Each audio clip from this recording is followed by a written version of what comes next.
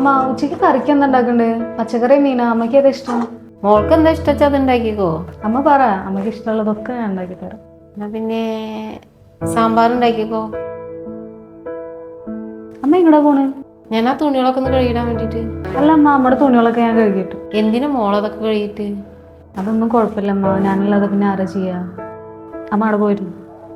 അമ്മ എന്താ ചെയ്യണേ? ഇതൊക്കെ ഞാൻ മടക്കി വെച്ചോളാം താഴെ. അതൊന്നും കുഴപ്പമില്ല മോളെ, ഞാൻ ചെയ്തോളാം. അല്ല ഞാൻ ചെയ്തോളാം, അമ്മ അവിടെ പോയിരുന്നു. ചെല്ലേ അമ്മ. ഉച്ചയ്ക്കുള്ള ഭക്ഷണമൊക്കെ റെഡിയാക്കി വെച്ചിട്ടുണ്ട്. പാത്രങ്ങളൊക്കെ കഴുകിയൊക്കെ കഴിഞ്ഞു.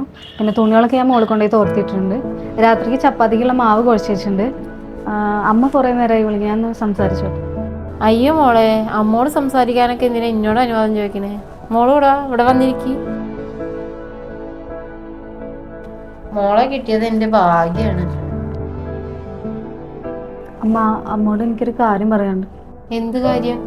എൻ്റെ വീട്ടുകാരൊരു കാര്യം മറച്ചു വെച്ചുകൊണ്ടാണ് എന്നെ കല്യാണം കഴിപ്പിച്ച് വെച്ചത്. എന്താ മറച്ചു വെച്ച്? നിങ്ങൾക്ക് തന്ന ജാതകം വേറെ ആയിരുന്നു. അതിൽ ഒറിജിനൽ ജാതകത്തിൽ ഒരു ദോഷമുണ്ട്.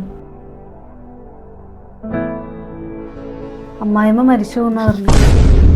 അല്ലല്ല, അമ്മ വിഷമിക്കണ്ട. 3 മാസം കഴിഞ്ഞിട്ട് പോകുള്ളൂ എന്നാ പറഞ്ഞു. അതുവരെ അമ്മേനെ നന്നായി നോക്കേണ്ടത് എൻ്റെ കടമയാണ്. ഞാനല്ലാതെ വേറെ ആരും ഇതൊക്കെ ചെയ്യാം.